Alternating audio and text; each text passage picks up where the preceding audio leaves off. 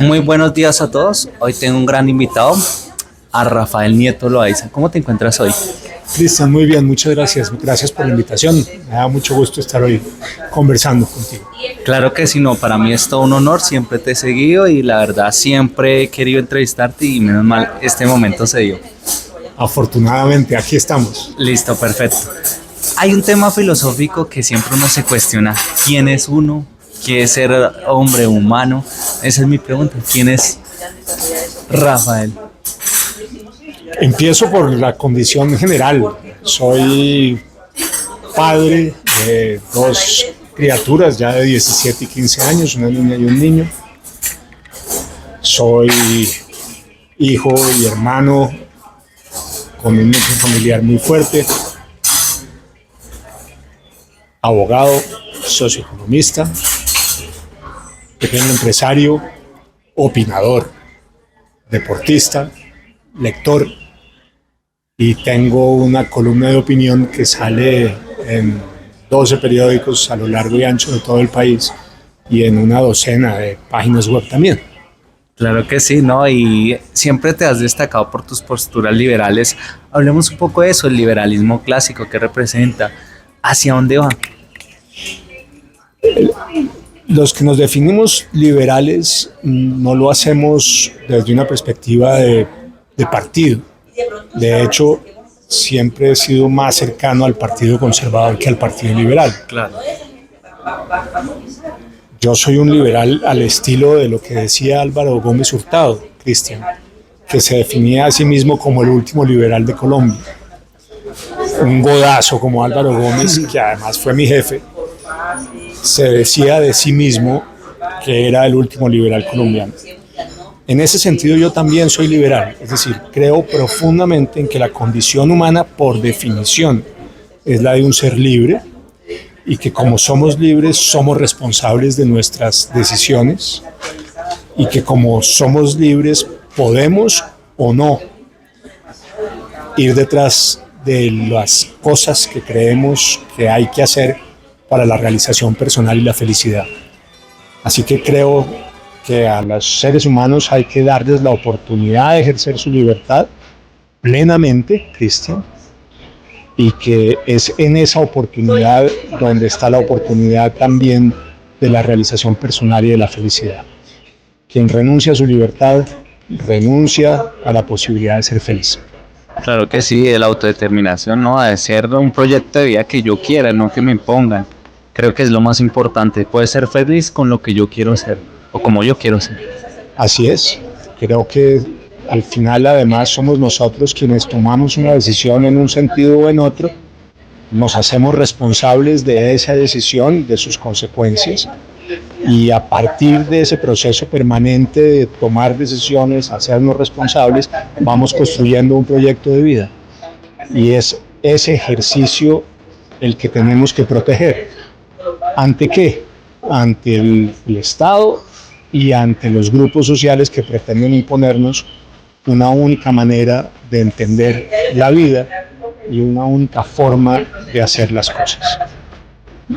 Los seres humanos somos distintos, somos diversos, tenemos proyectos que son cada uno individuales y es en el ejercicio de esa libertad que podemos finalmente realizarnos como personas y construir entre todos la sociedad que queremos.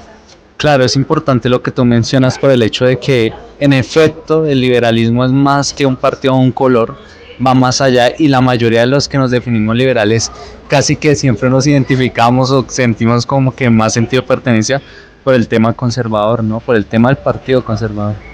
Porque el Partido Liberal en Colombia por mucho tiempo estuvo cooptado por una corriente prosocialista que ciertamente va en contravía de los principios liberales que defendemos. Y el Partido Conservador durante mucho tiempo defendía, como lo hizo Álvaro Gómez, el proyecto liberal en el sentido clásico, en el sentido filosófico que estamos señalando.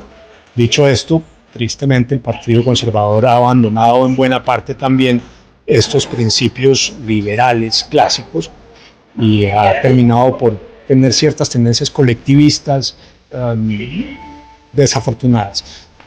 Y creo que lo mismo ocurre con su proyecto político. Al final el Partido Conservador ha terminado optado por los parlamentarios. Los parlamentarios se preocupan, Cristian, fundamentalmente por su proyecto político personal y no por la defensa de unas ideas, de un ideario. Y eso no deja de ser desafortunado. Hay que reideologizar la política en el mejor sentido de la palabra, volverla a dotar de contenido, de ideas y sacarla del clientelismo, de la transacción, por supuesto, de las redes de corrupción que nos están haciendo tanto daño. Claro, ¿no? Y por eso es que uno, digamos, conservadores siendo bancada de gobierno actualmente. Los conservadores se volvieron gobiernistas por definición, sí. Porque los parlamentarios creen que la única manera para poder sacar adelante sus proyectos personales es a través de la burocracia, de la clientela, de los contratos, y así ciertamente la política se degrada. Y por eso es que hoy por hoy, con excepciones por supuesto, hay una mayoría política que se decanta en la izquierda, en el liberalismo, en el partido de la U, en Cambio Radical, en el Centro Democrático, menos, sin duda, en los conservadores, por una visión clientelista, una visión transaccional, una visión burocrática de la política que ciertamente no ayuda para nada. Claro, eso sí es muy cierto lo que tú mencionas. ¿Y tú cómo definirías al Centro Democrático en su ideología, sus bases? ¿Qué representa? ¿Cuáles son las ideas y qué proyectos y sobre todo qué se viene a futuro? El Centro Democrático tiene una posición un tanto esquizofrénica. Y voy a intentar señalar por qué, Cristian. Porque es un partido que cuando uno mira sus principios fundamentales está claramente situado entre la centroderecha y la derecha, en el sentido más clásico de ambos términos, pero que se define a sí mismo como un partido de centro. Cualquier cosa que el centro sea, que es parte del problema, Cristian. El centro tiende a ser amorfo, tiende a tener una ausencia de contenido y de ideas, tiende a ser tibio. Los principios fundamentales del Centro Democrático son unos principios de centro-derecha y de derecha.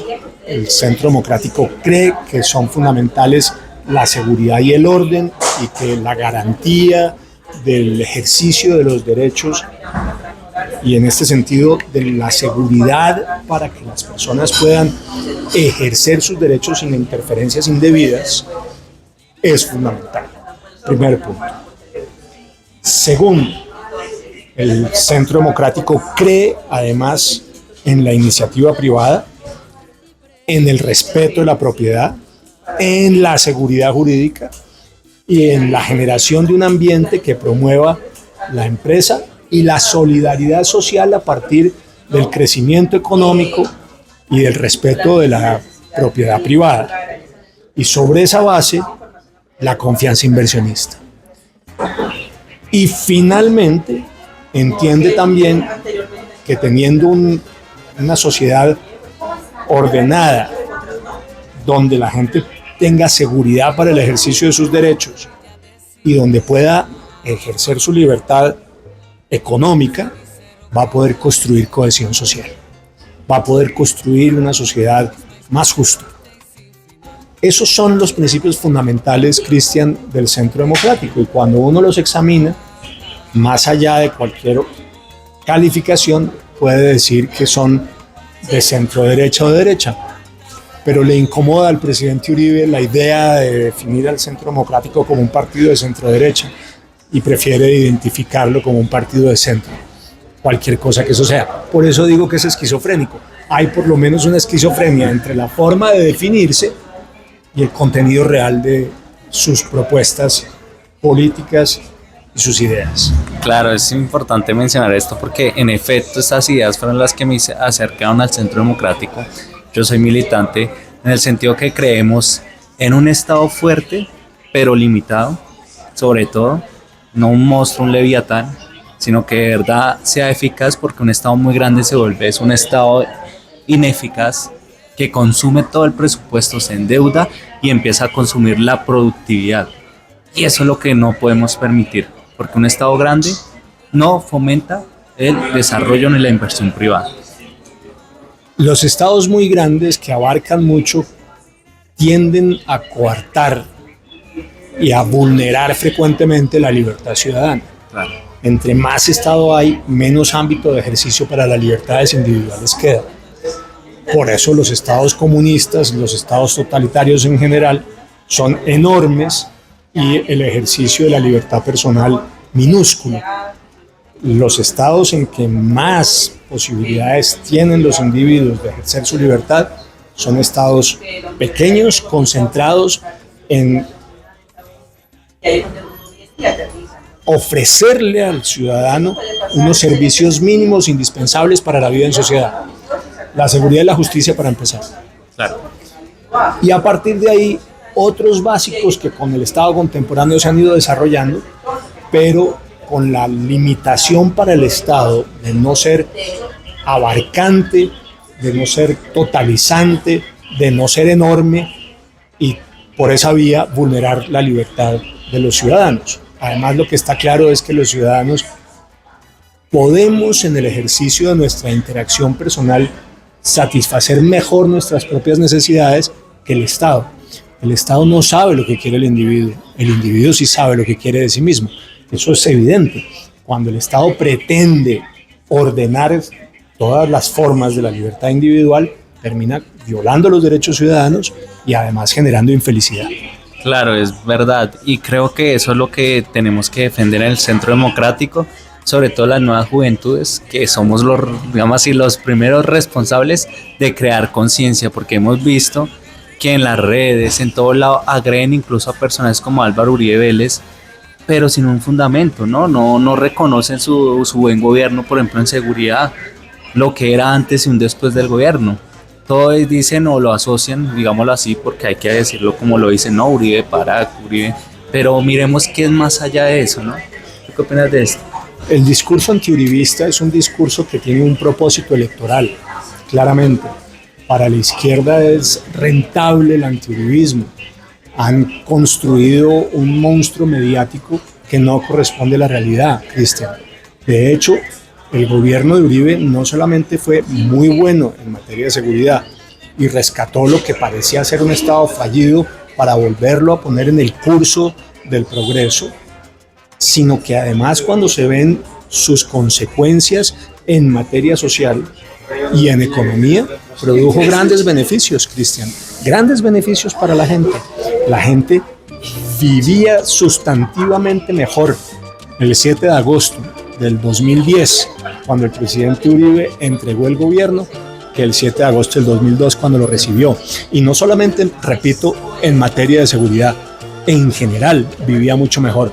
Había más empleo, había más seguridad social, había más certezas en el desarrollo de la vida económica y social de los ciudadanos y menos riesgos que 8 años antes.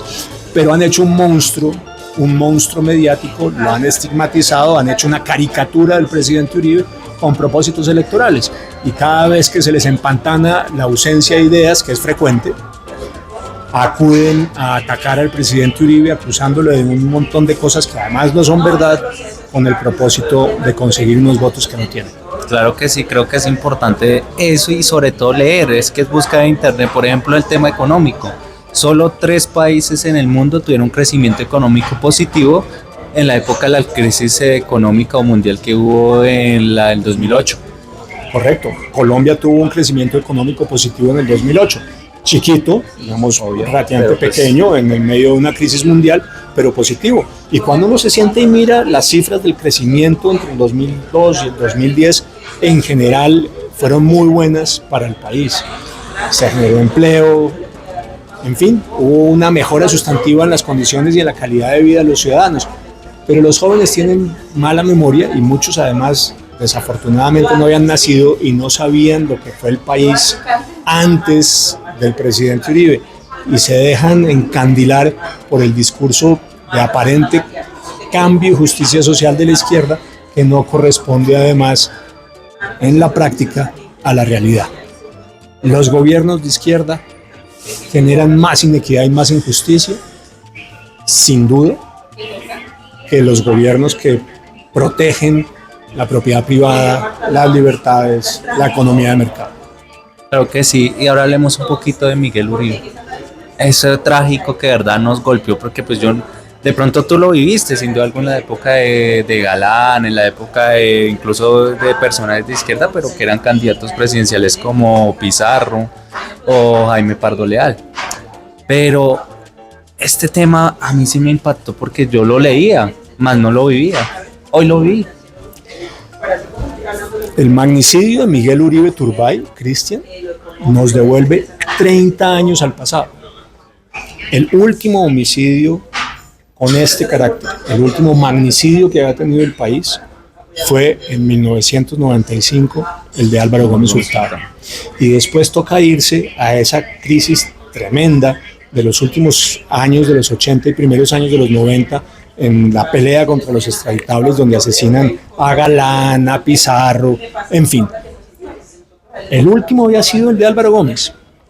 Había habido algún intento, el atentado contra Germán Vargas, después el atentado contra Fernando Londoño, pero el último magnicidio fue el de Álvaro Gómez.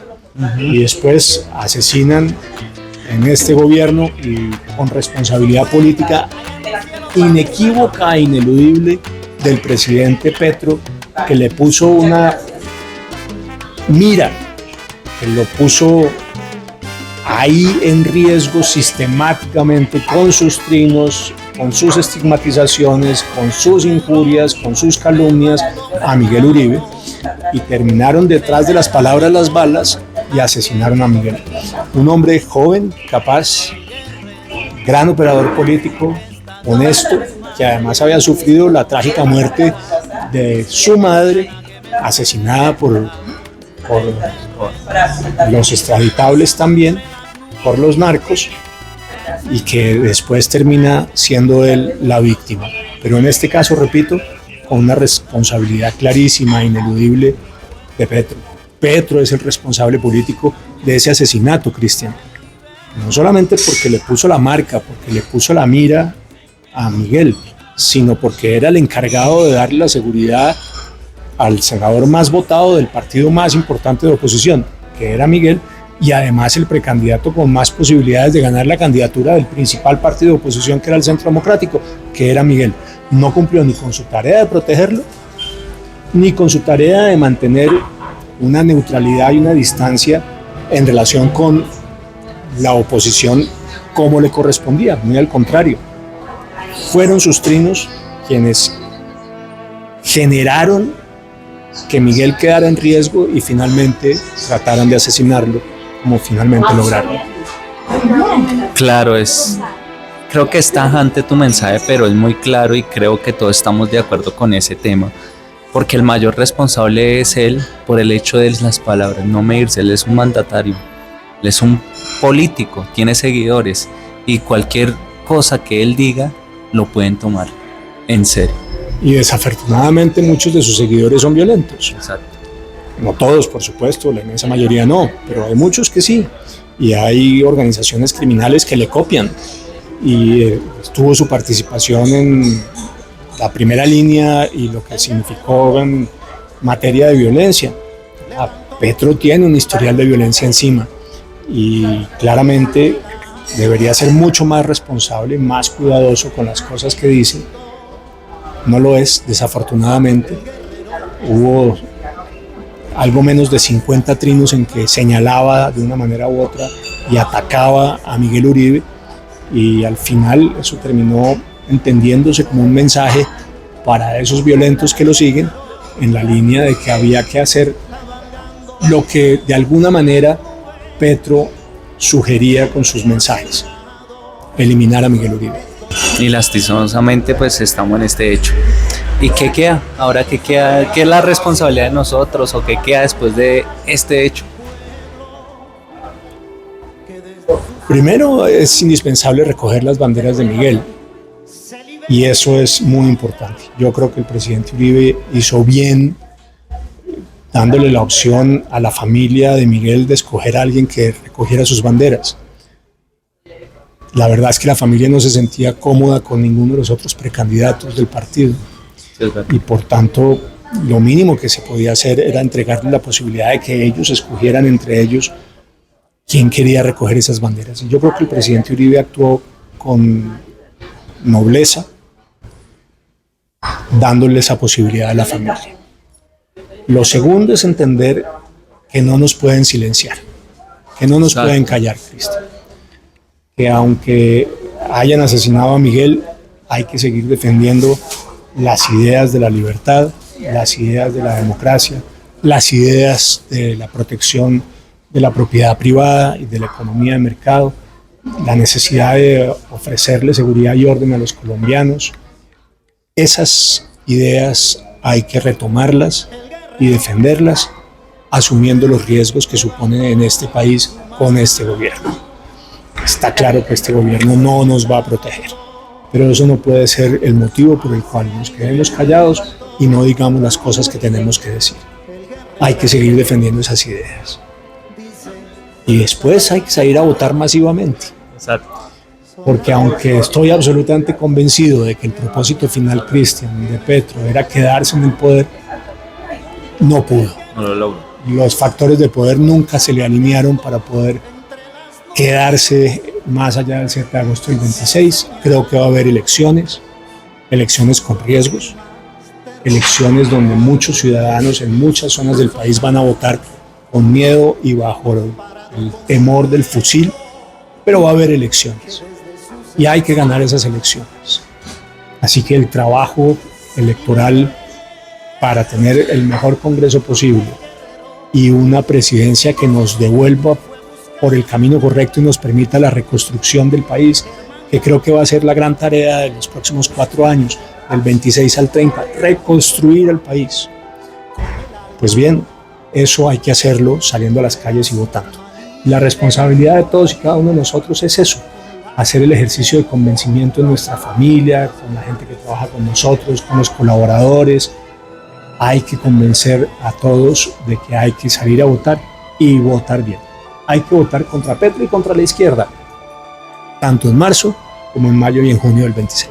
Claro que sí, eso es importante mencionar y unirnos, que es lo más importante, en una causa común que es salvar este país. Hay gente que no lo entiende así, pero nosotros lo entendemos así.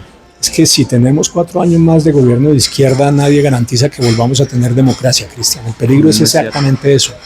Aquí, más allá de los matices y de los partidos políticos, hay una división muy clara entre quienes defendemos la democracia y quienes quieren terminar con ella.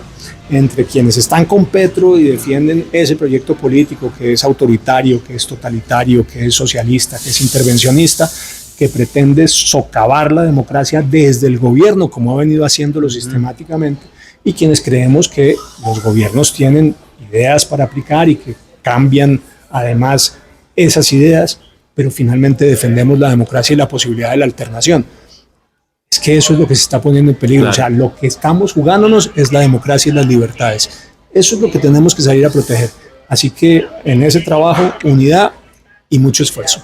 Claro, no, tienes toda la razón, y recordemos que aunque Petro no se haya logrado consolidar para las próximas elecciones, digámoslo con el nombre propio, lo puede hacer en un nombre ajeno o en cuerpo ajeno, como lo hizo Putin en Rusia, y volver 4 años después.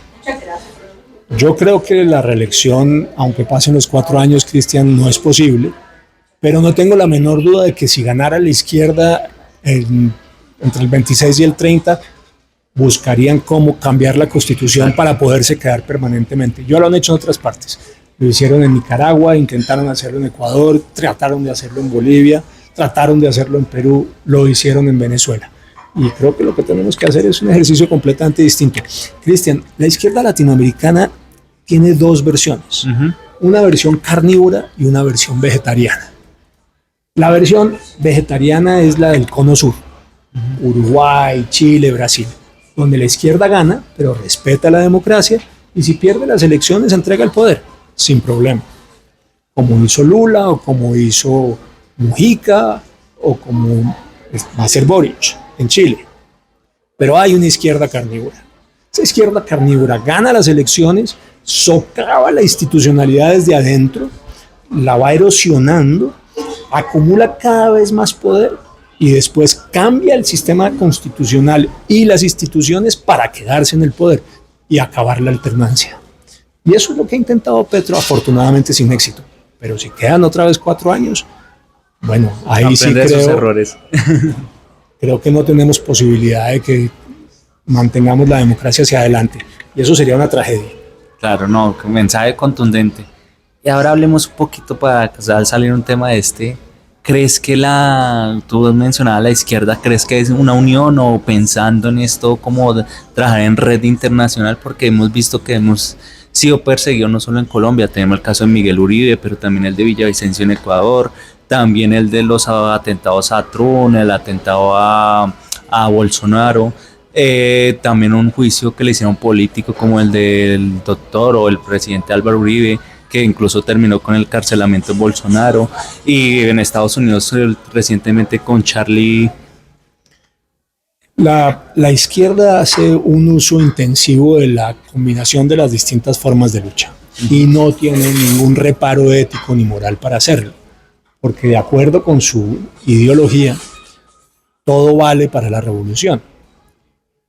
La utilización del sistema judicial para neutralizar o eliminar enemigos es parte del juego, así como es parte del juego el uso de la violencia, y por eso promovieron grupos guerrilleros o ahora promueven sotoboche, calladitos, el uso de la violencia selectiva. El asesinato de Miguel Uribe es claramente una muestra de ello. Al final, repito, acuden a cualquier mecanismo, a cualquier método para conseguir el objetivo, desde el asesinato hasta el proceso judicial. Es la judicialización de la política, el uso de los mecanismos de la administración de justicia para eliminar un contrincante político. Además, con Uribe, con una doble razón, y es que a Uribe, aunque le intentaron matar decenas de veces, no lo consiguieron.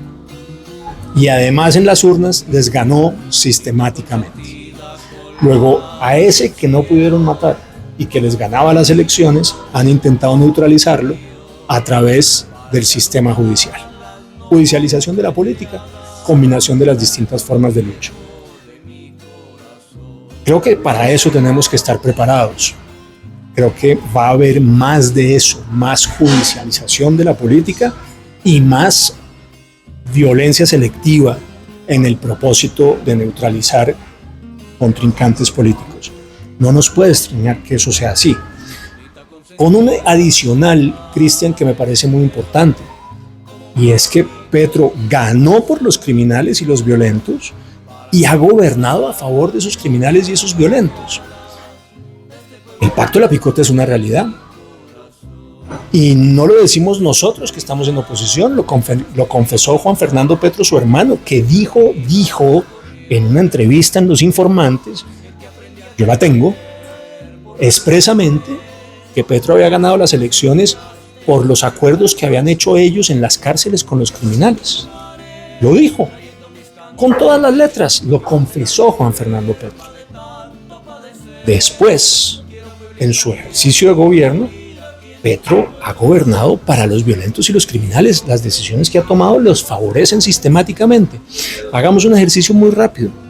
A los narcotraficantes, las decisiones que ha tomado los ha beneficiado una y otra vez. Sí. Ha propuesto asambleas cocaleras, pagados esas asambleas con la plata nuestra. Su gente en el Congreso ha querido legalizar no solamente la coca, sino la cocaína, y presentaron algún proyecto de ley para eso. Suspendieron toda forma de erradicación forzada, no hay fumigación. Dicen que han hecho más incautaciones, y en números absolutos es verdad, pero cuando comparamos la producción de cocaína con las incautaciones, son las menores en casi 30 años proporcionalmente. Es decir, incautan mucho menos cocaína que lo que se incautaba antes en relación con la producción de cocaína. Por eso estamos inundados como estamos inundados de coca. No han salido las últimas cifras del estudio de CIMSI en Naciones Unidas, pero debemos estar alrededor de 280.000 o 300.000 hectáreas de coca sembradas como jamás en nuestra historia y debemos estar en el orden de 2.800 o 2.850 toneladas de cocaína. Jamás tampoco habíamos tenido unas cifras de ese tamaño. Pero no solamente eso, es que los saca de las cárceles a los narcos, les da tarima como hizo en la Alpujarra y micrófono y los deja hablar. Y además, mirando desde la perspectiva de la paz total, celebra unos acuerdos de cese del fuego al empezar las negociaciones que tienen una doble cara, Cristian.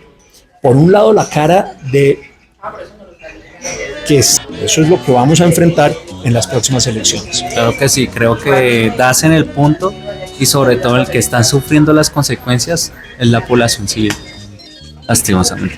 Porque los grupos violentos hoy son más, tienen más gente y tienen más armas, más logística, más dinero y más presencia territorial. Y apoyo del gobierno. Y un gobierno que gobierna al final para ellos. Una y otra decisión los beneficia, los favorece. Claro que sí. Y como última pregunta, ¿qué se viene para Rafael Nieto ahora? Hombre, todavía no sé, Cristian. La verdad es que no sé.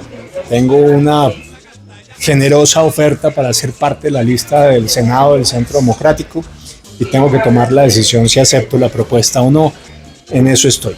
Me siento, después del asesinato de Miguel Uribe, sobre todo, mucho más inclinado a aceptar. Me parece que el próximo Congreso va a ser muy importante y creo que la muerte de Miguel nos obliga de alguna manera a todos los del Centro Democrático a ser más activos y más participantes en la política, pero no he tomado la decisión final. El costo personal de ir al Senado para mí es muy alto y todavía no sé si lo puedo asumir, pero en eso estoy. Vamos a ver. Claro que sí, no, y ojalá, de verdad, ojalá lo aceptes porque sería un gran honor tenerte en el Congreso. Te necesitamos. Muchas gracias, Cristian, muy generoso y además estoy muy agradecido por esta entrevista. No, claro que sí, no me queda más sino agradecerte por participar, de verdad quedo encantado y pues quedan muchos temas por hablar, no sé, de filosofía libertaria, libertarismo, diferencia entre liberalismo clásico y libertarismo, no, eso queda... Un día de estos nos podemos sentar a conversar de cómo, y fue así, von Mises barrió con el marxismo y sentó las bases de la propuesta libertaria y de todo lo que llamamos la escuela austriaca de economía, que más allá de cualquier discusión tiene además un mérito adicional, porque von Mises, además de ser un extraordinario economista, tiene un mérito enorme, y es que destruyó las bases político-filosóficas del marxismo. La teoría del valor trabajo, la plusvalía, el materialismo histórico, barrió con ellos. Sería muy interesante un día contarle a nuestros contertulios, a todos los que nos están viendo en tu programa, Cristian, bueno, cómo fue esa lucha y en qué consistió esa derrota que le propinó von Mises al marxismo en términos intelectuales y académicos. Y teóricos. Así es. Bueno, muchas gracias, doctor. A ustedes.